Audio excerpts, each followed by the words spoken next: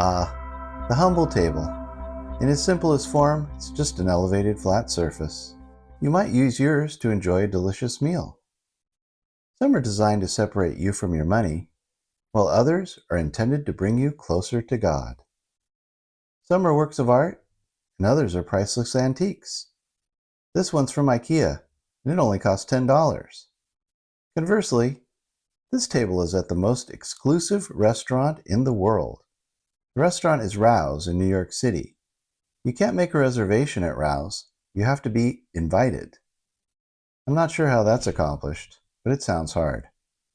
But I like to think that every table has a story. You know, who made it? What materials were used? Is it old? Is it new? What did the maker intend it to be used for? Well, how about this table? Does it have a story? I don't know. Let's find out.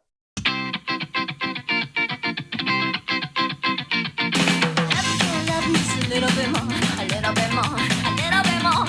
Every day I love him just a little bit more, and he loves me the same.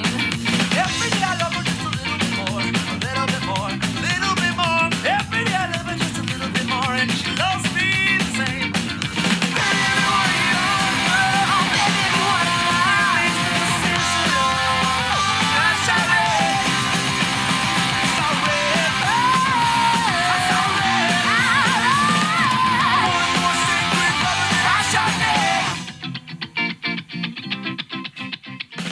Hello and welcome to Scott's Garage. The other day, neighbor John and I were out walking the dogs, and we ventured a little farther than we normally do, and we found this desk sitting out on the side of the road. Somebody's giving it away. We're going to do something with it. I don't know what. Let's tell like the story of what we know about it, which isn't a lot. So come along on this adventure with an old piece of furniture, and we're going to do something with it. I think it's going to be fun. Let's take a look at this desk in a little bit more detail. It's maybe more of a table or a game table. In doing some research, it looks like it's probably from the 1920s and has tons of wear on this top. Lots of people have put,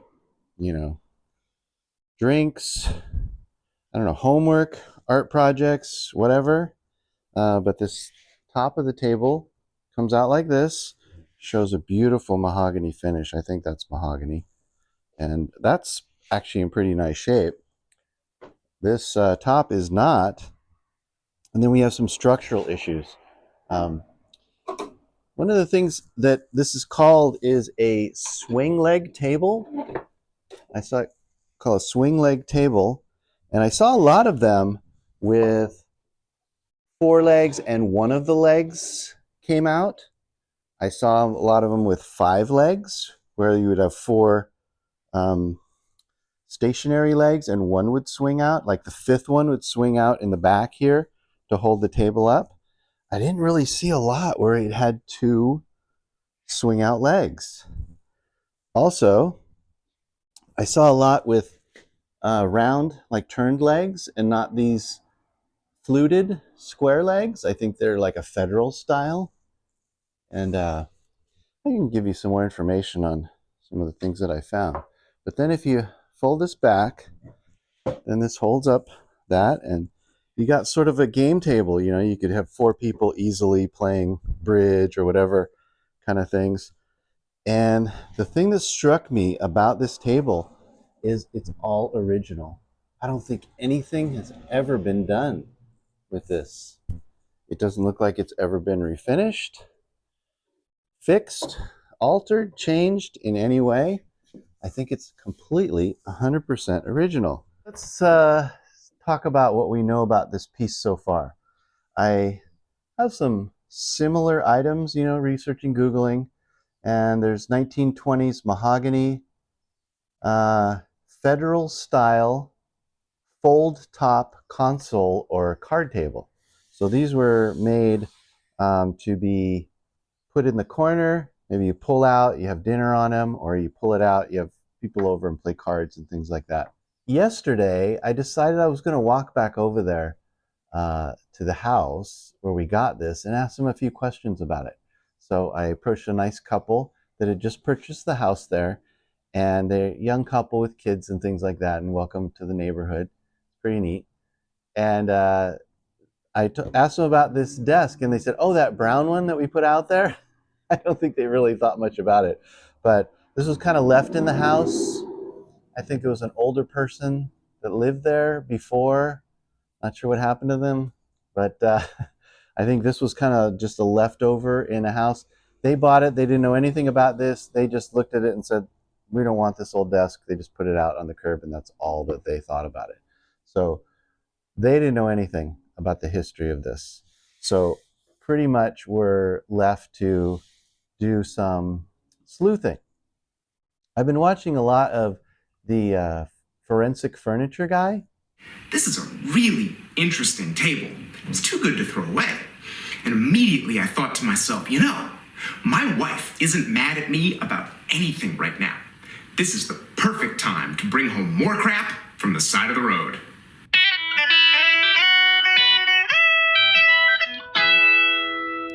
And he seems to know a lot about furniture, and he this is the exact kind of thing that he does. He brings this kind of thing home, and he can tell all about it, the material, who made it, when it was made. I don't really have that skill set to do that. So I'm going to bumble my way through this and just kind of figure out what it is and what we've got here. The one thing, if you look on this picture here, on the underside of this table, there's a little label, and it says Walter Layton Clark IV with a phone number. The subscriber you have dialed is not in service. If you feel you've received this message in error, please hang up and try your call again later. Well, I think Walter is gone off to greener pastures. Computer, where is area code 847? Area code 847 is in Illinois, covering the northern and northwest suburbs of Chicago. So I started to do some research on Walter Layton Clark. Turns out he was quite a famous person. He knew Thomas Edison. He was kind of in the know, pretty rich guy, collector, artist, and looks like he probably collected a lot of, artwork and furniture and fine things. I think what happened is over time, his estate, because I think he passed away in 1935, I believe, and then that he was the first, and now we're on to Walter Layton Clark IV, who's in his 40s right now, was born in the 80s. And I think what happened is that all the stuff from Walter Layton Clark, which originated in Illinois, of all places, and somehow was handed down. And I think this was put in a consignment shop. That's my conjecture. I'm kind of going out on a limb here because it has his name and the phone number. So it's like put it in a consignment shop and somebody wanted to buy it, they bought it, they would know, who to pay the commission to or the part of the consignment to. And then somehow it ended up in Garden Grove, California. I don't know how, but it did, in a house that somebody sold, and then a young couple didn't want this old rickety desk and just put it on the curb. So I think it had auspicious beginnings, and it almost ended up in the trash because this has got some pretty bad breakage here. The leg's almost falling off. It's really rickety, and it would have been really easy for this to break completely and then somebody just toss it in the trash and it'd be gone forever. So glad that didn't happen. Glad it came into my care. So let's try to give this a little bit of love that it deserves and see if we can bring it back to its former glory. Let me turn it over and show you more of the underside of it and how it was constructed, and show you that nothing has been done with this in probably 100 years.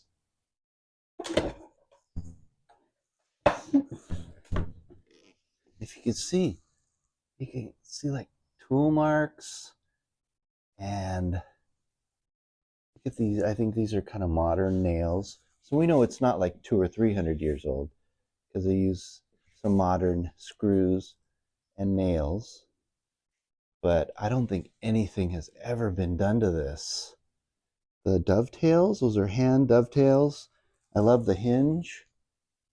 Got some really nice features, these fluted features on the legs.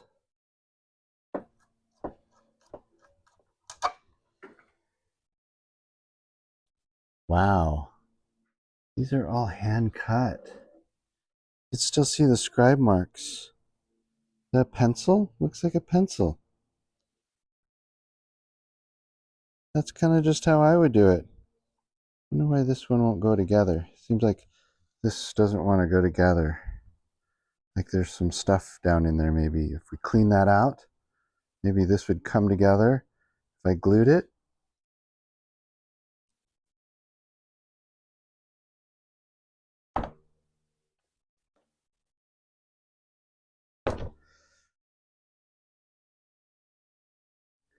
What I think that the first thing I'm going to do is I think I'm going to take off these screws and we'll try to hammer, not hammer,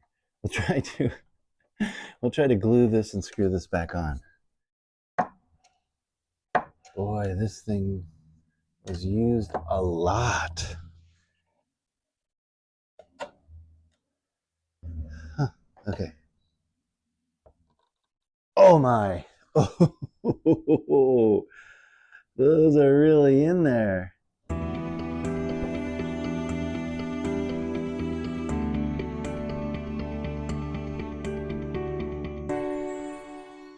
And then if you notice there's a D here. I don't know, that's probably the maker's mark, I would imagine, D. Well, we're having pretty good luck moving these screws. It was really tough at first. And I didn't think I was going to be able to get them. And then if you just kind of take your time and try to use your best screwdriver and work these things out, they kind of just come right out. And then just have those.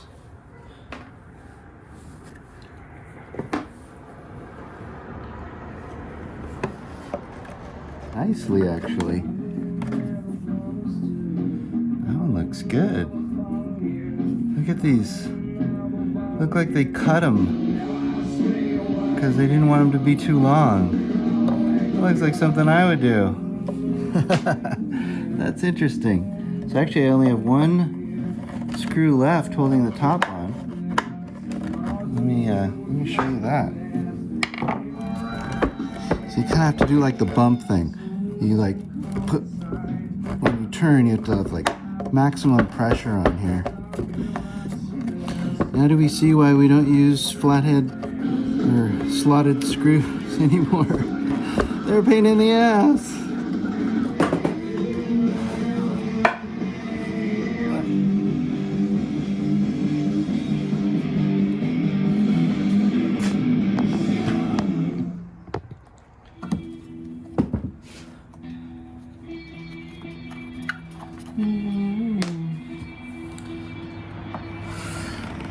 Anywhere I wander. Early the next morning. Oh my God, what have I done? I think I got a little carried away. I hope I didn't make a huge mistake. I ran around all day yesterday going to different furniture stores and antique furniture stores and talking to a few different people and sent off a lot of emails and a lot of inquiries and things. And it's tough getting information about it because not a lot of people know about something this old. But I was talking to a woman there at an antique dealer yesterday, and she said, and she asked me, is it in disrepair? And I said, yeah, a couple of the legs are falling off. It's all wobbly. It's pretty much ready to just fall apart. And so she said, well, you can fix that because I'm worried about ruining the value. If I was to refinish it, you can take something that's really valuable, refinish it, make it look nice, and you just ruined all the value. I'm kind of afraid of that. She says, well, as long as you don't refinish it, if you just repair like things it's falling apart to be like in working order, you can do that. That's fine. You're not going to ruin the value. You actually help the value. So I kind of took that to heart.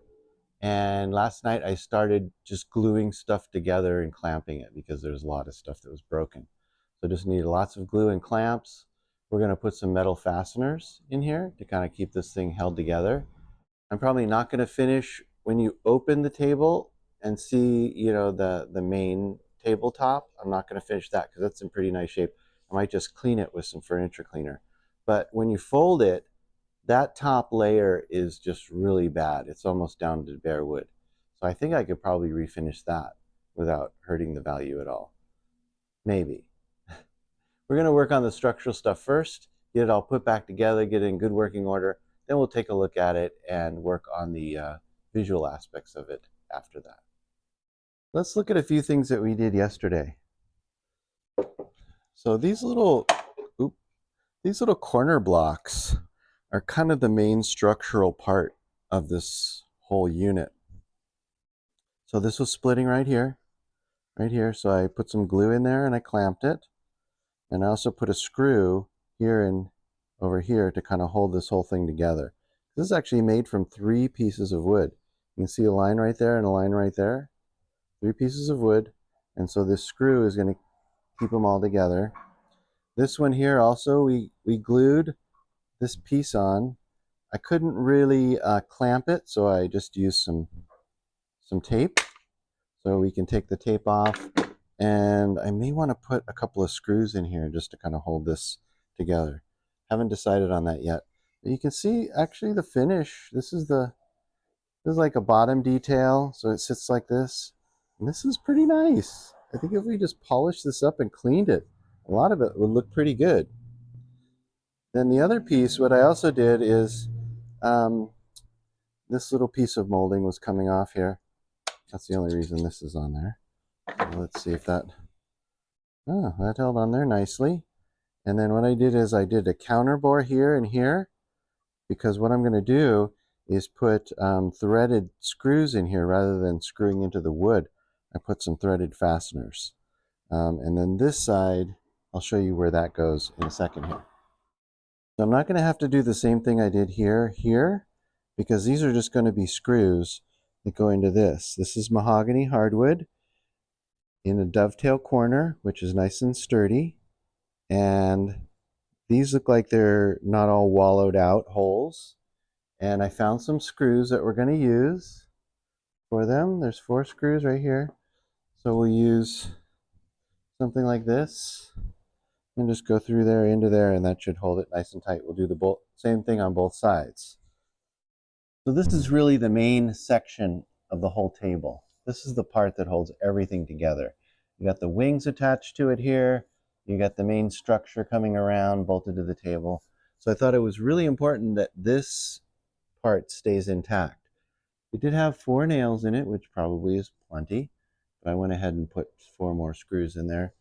And no attempting to be old, modern Torx, T25 Torx.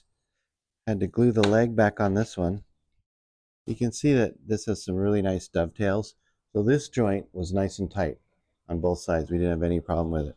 This one I had to glue back on. Looks like I need to take some glue out of here. Several pieces needed to be clamped and glued. And I think what we're going to do is maybe put a pocket screw right in here to hold this to this on each side. Kind of like how we did it right here. This is the front piece. I put a pocket screw with the Craig system here and put in some screws. Let's do the same thing to the other side. First we'll glue that side on, and then we'll put a pocket screw and figure out where our threaded fasteners are going to go. They say wood isn't alive once it hits the bench, but I've never found that to be true. There's a pulse in the grain that you only feel when you stop trying to conquer it and start trying to listen. Every board is a record of time. I find myself thinking about the hands that planted the sapling, the sun that baked the bark, and the generations of people who might have walked past this tree before it ever reached my shop. When I work this piece, I'm not shaping a tabletop or a leg. I'm joining a conversation that started decades ago. There's a strange, quiet connection here, a handoff from the earth, through the makers of the past to me. It's not just wood, it's a legacy, And my job is simply to make sure the story continues. Okay, so I have a line drawn here in the center, and then I just kind of eyeballed. What I want to do is there's the tenons that stick into the leg, and I want to kind of pin them. I'm going to put a pocket screw in here to hold these two pieces together, but I do want to lock these this leg into that tenon. So that's why we're going to do a pretty big drill bit here.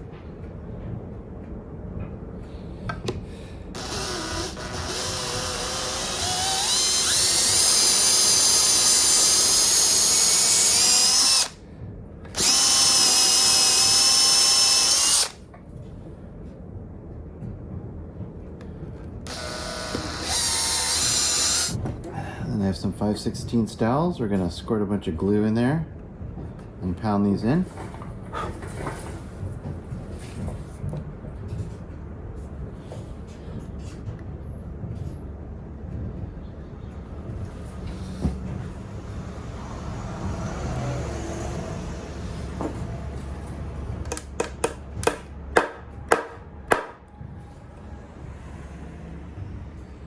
Then what I can do is come back with my little cut-off saw and cut that off flush without damaging the finish, hopefully. Right, and then let's draw a line in the center there, and then clamp on our drill fixture. I don't know if we're going to be able to get the drill in here. I don't know. I don't know if we're gonna, but we'll see. We'll see. So this is about 4.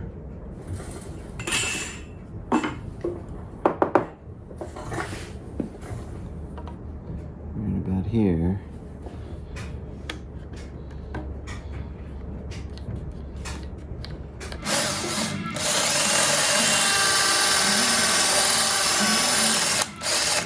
Pretty good with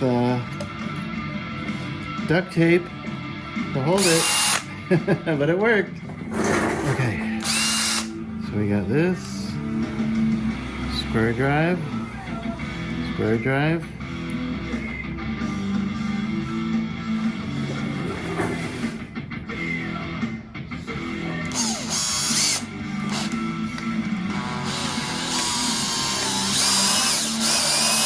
You know, every time I take a chisel to an old piece like this, I can't help but wonder about the man who stood here before me.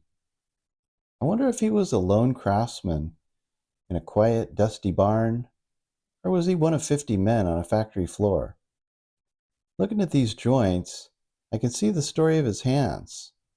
The joints aren't perfect, sterile lines of a CNC machine. There's slight variation in the dovetails, tiny overcut from the handsaw, tells me he was independent. He wasn't a cog in a machine. He was a person, making decisions with every stroke. I imagine it took him weeks. He didn't have power planers to scream through the rough stock. He just had a series of hand planes and a lot of sweat. He used tools that were likely passed down to him, simple steel and wood, kept sharp enough to shave with. He didn't have a YouTube tutorial to guide him, only the intuition built from years of trial and error.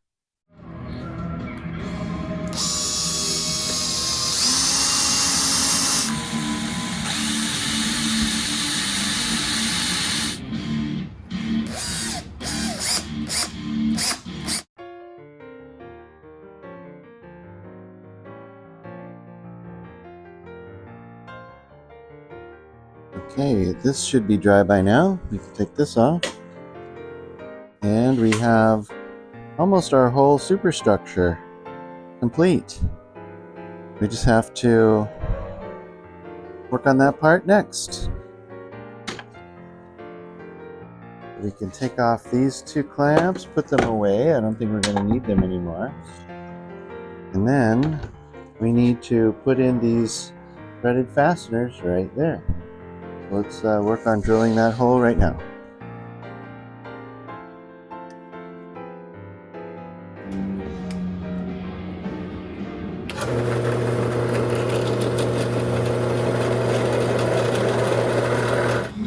You know, for all the people that don't care for Courtney Love. She makes some pretty banger songs. But pretty soon we're going to need to find an old rag to do some staining, so I don't know exactly where we could find an old rag.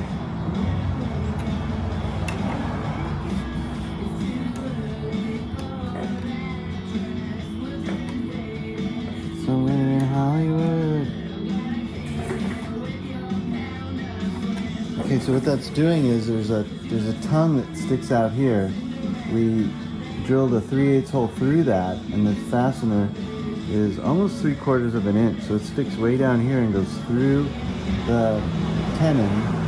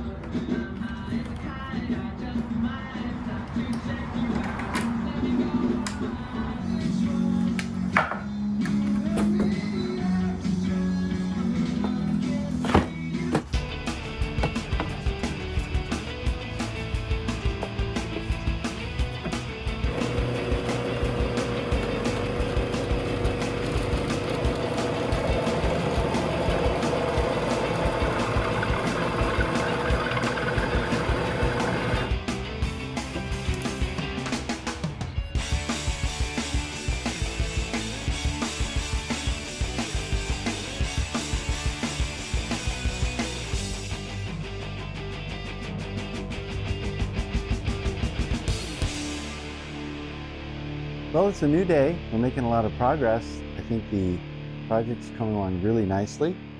You saw me drilling and installing these threaded fasteners in here. What I did is I took a little super glue and I just put it in there so it kind of seeps in to the crack around the outside. I don't know, add a little bit of extra strength to it. We're also going to add some brackets in here too to help strengthen it up. So the next step is to put this on and make sure that we thread the screws in there. I had a little trouble yesterday. I started putting some of the screws in there and kind of got some of them cross-threaded. So it's really hard to get kind of all of them going. What I tended to do is put one in and tighten it, and then I was trying to put the other ones in, and that's wrong. So what I want to do with these pieces of wood here is put it on here so it's set up above so I can see and make sure that the bolt goes straight down in there and I get them all nice and started before I tighten it all down. So let's go work on that right now.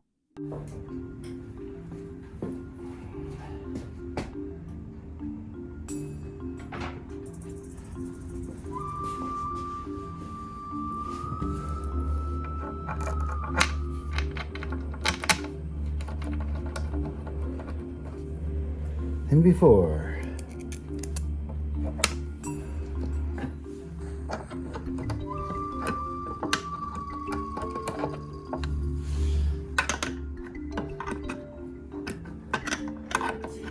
So then realize I'm going overboard.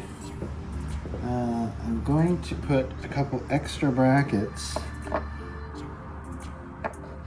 One right here and one right here. And I'm going to put a couple here. Because there's no fasteners all the way in here. There's only two fasteners are over here holding this down. This whole center part is not attached. So I want to put a couple of brackets there too to hold this whole assembly like right on each side of this main part right here. Keeping in mind that this is the tabletop and we do not want to have some very long screws, so I think we're just going to use some little like 5/8 or maybe 1/2 inch, something like that, something small. So these are the screws that we're going to put in there. So we make sure that we don't go into the top.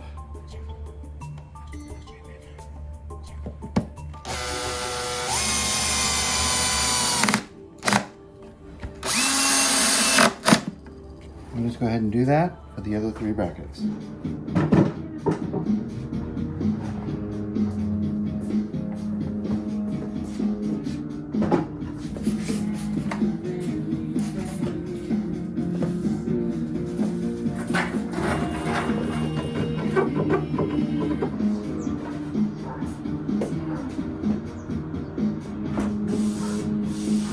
saw marks here. Probably hand saw from 100 years ago. There's the evidence of the guy who made this. Nice job with this stuff too. Very good. Well done. All right, so we've got one coat of finish on that. We're going to give it a quick sand with like some 320, and then we'll apply a second coat.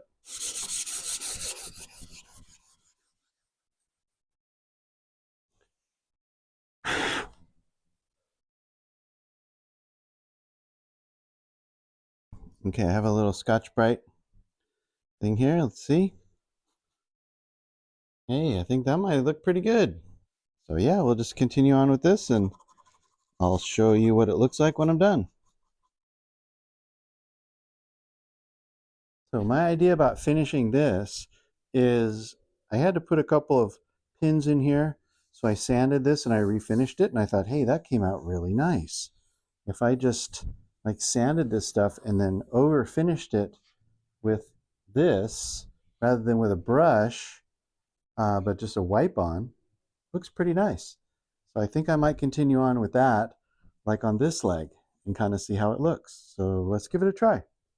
You can see really how little finish there is left on this. I think this is completely original. And because if I just give it a light sand, that's about all it is. That's all the finish that was on there. It just comes right off within a couple of sands. Sands? A couple of strokes. I don't want to say strokes. So then if I just got a little bit of this Bombay mahogany stain, it's pretty dark, and did a wipe on, because it's supposed to be a brush on, but if I just did a wipe on, I don't know why, but it works really good that way. Look at how nice that looks. So I think I'm going to do that to the whole thing. So I hope this isn't a mistake. Min wax, finishing wax. Let's just see. And we'll just let this dry for a little bit, and then we'll buff it off. All right, so this one, this hinge, it allows it to fold over. Okay, gently, gently.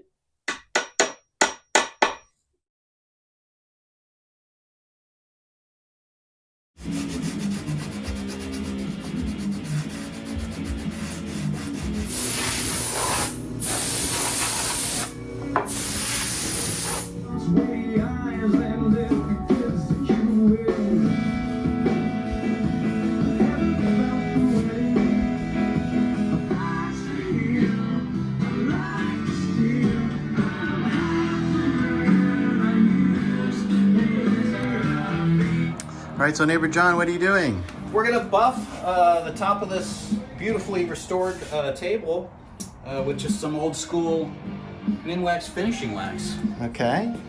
Yeah, John has some skills that I do not possess, so Well, I'm deferring to his expertise in we'll this see about matter to maybe get some shine out of this thing.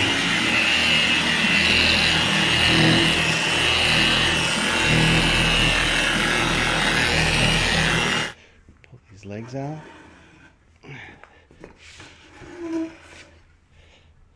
Then open it like that. And there you go, full effect. Well, I think that just about does it here on Scott's Garage. Hope you had a good time watching this. I had a great time bringing it to you. I will see you next time on Scott's Garage. Thanks for watching. Bye-bye.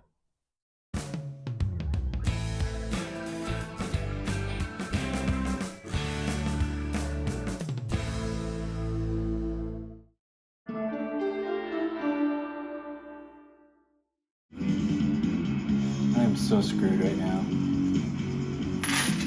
Yes, you are.